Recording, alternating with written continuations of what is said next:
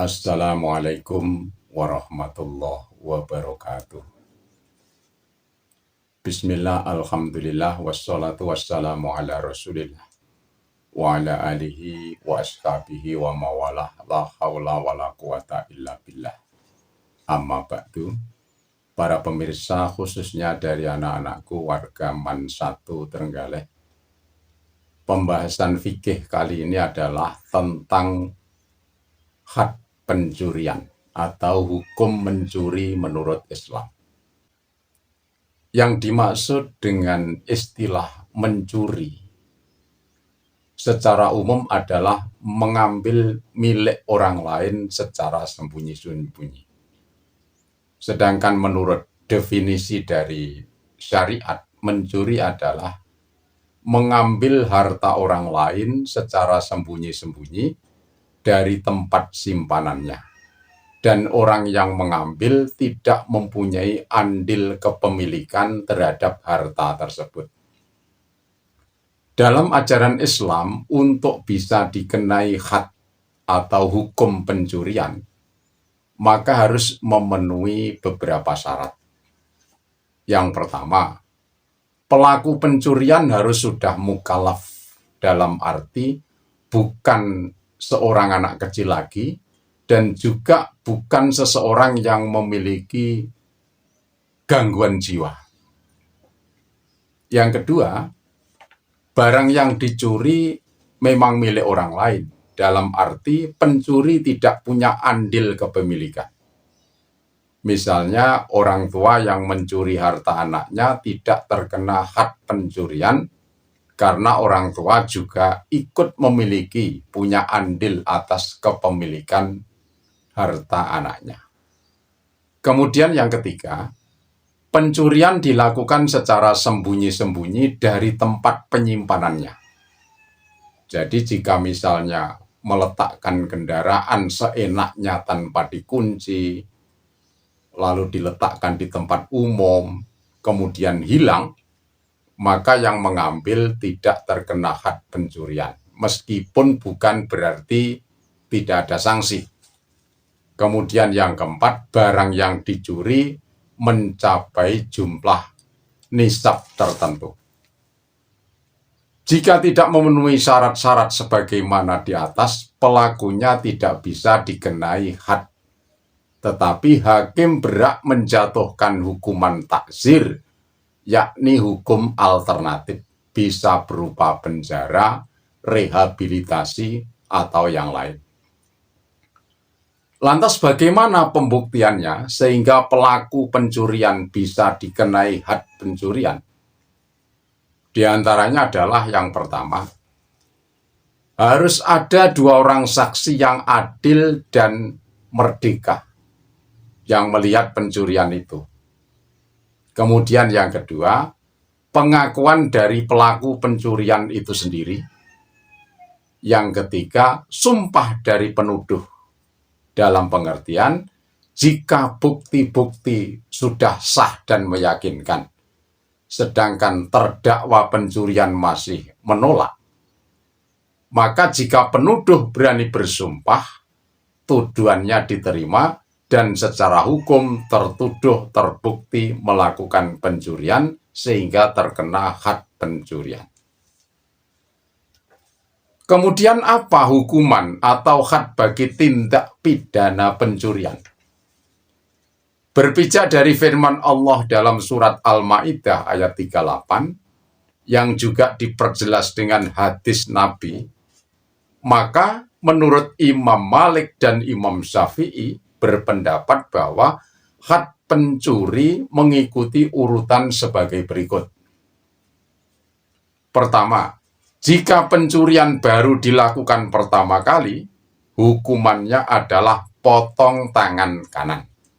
Yang kedua, jika masih melakukan pencurian untuk kali kedua, hukumannya potong kaki kiri. Lalu yang ketiga, jika masih juga melakukan pencurian untuk kali ketiga, hukumannya potong tangan kiri. Yang keempat, jika pencurian masih melakukan untuk kali keempat, hukumannya potong kaki kanan. Jika masih juga mencuri, maka hukumannya adalah taksir, yakni hukuman alternatif berupa penjara atau yang lain. Tetapi Imam Abu Hanifah dan Imam Ahmad berpendapat bahwa untuk pencurian pertama kali potong tangan kanan. Jika pencurian kedua kali adalah potong kaki kiri. Sedangkan untuk pencurian ketiga dan seterusnya, hukumannya langsung ditaksir, yakni hukum alternatif berupa penjara. Lantas bagaimana jika korban pencurian memaafkan si pencuri? Para ulama sepakat bahwa apabila pemilik barang yang dicuri memaafkan sebelum masuk persidangan pengadilan, maka si pelaku bisa bebas dari hukum potong tangan. Tetapi jika perkaranya sudah masuk ke pengadilan, maka hal tersebut tetap berlaku. Rasulullah pernah bersabda, maafkanlah had selama masih berada di tanganmu. Adapun had yang sudah sampai kepadaku, maka wajib dilaksanakan. Hadis riwayat Abu Dawud dan Nasai. Selanjutnya, berapa ukuran atau kadar barang yang dicuri hingga pencuri bisa dikenai had potong tangan? Menurut madhab Hanafi, nisab barang curian adalah 10 dirham.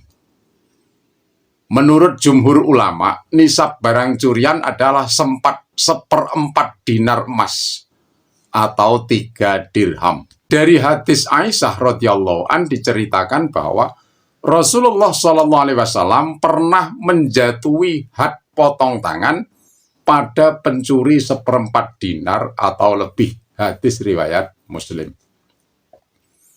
Jika dikalkulasi dengan emas, 1 dinar setara dengan 13,36 gram emas. Jadi 1/4 dinar adalah 3,34 gram emas.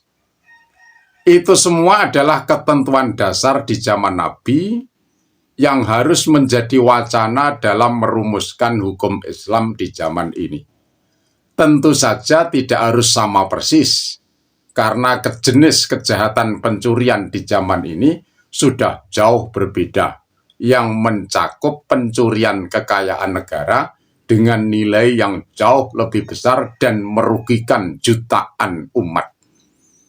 Oleh karena itu, para pakar hukum Islam perlu berijtihad secara sungguh-sungguh untuk merumuskan seberapa jauh kadar yang idealis untuk bisa diterapkan had potong tangan.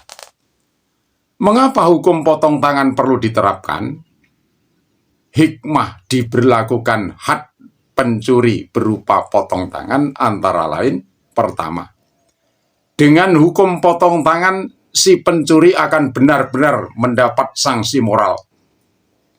Sebab pencuri yang profesional, jika sekedar di penjara, maka ketika bertemu dengan kawan mereka di penjara, mereka bisa bertukar pengalaman untuk melancarkan aksinya secara lebih profesional lagi ketika sudah bebas dari penjara. Yang kedua, seseorang akan memahami bahwa hukum Islam benar-benar tegas dalam melindungi hak milik setiap orang. Lalu yang ketiga, mendorong manusia untuk mencari rezeki secara halal dan tidak ada pikiran untuk mengambil milik orang lain secara tidak sah. Ini semua adalah gambaran sepintas seputar hukum pidana pencurian dalam Islam. Selebihnya para pemirsa bisa memperdalam sendiri melalui buku-buku yang ditulis oleh para ahli hukum, khususnya hukum pidana Islam. Demikian, semoga materi ini membawa kebaikan untuk kita semua. Wassalamualaikum warahmatullahi wabarakatuh.